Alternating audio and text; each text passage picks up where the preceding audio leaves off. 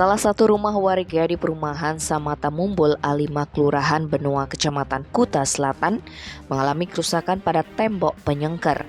Kerusakan terjadi diduga akibat adanya terjangan air bah pada Rabu 23 November. Saking kerasnya terjangan, air sampai menghanyutkan 5 sepeda motor dan 2 mobil hampir ikut terseret. Beruntungnya dari kejadian tersebut tidak menyebabkan korban jiwa, hanya saja 3 orang mengalami luka-luka akibat terkena serpihan tembok. Keluarga pemilik rumah, Komang Yoga, mengatakan sebelum datangnya air yang sangat kencang, sempat terjadi hujan deras. Kejadian robohnya tembok penyangga tersebut di rumah milik Budi Astawa yang baru selesai melaksanakan upacara piodalan. Kebetulan terjangan air terjadi bertepatan dengan tilam sasih kelima dalam kalender Bali. Kemudian sekitar pukul 22.30 tembok penyangga roboh. Saat itu ada Budi Astawa sedang di rumahnya bersama ipar dan ibunya.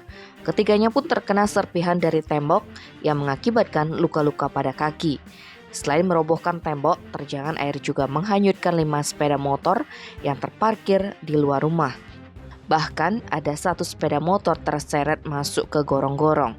Selain itu, terjangan air juga menyebabkan paving jalan perumahan hanyut sejauh 10 meter.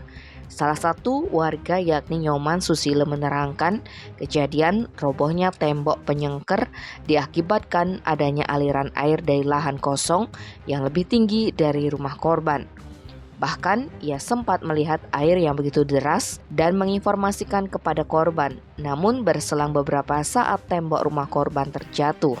Sementara itu Kepala Lingkungan Mumbul Nyoman Astawa menambahkan terjangan air memang cukup besar disebabkan hujan yang sangat deras.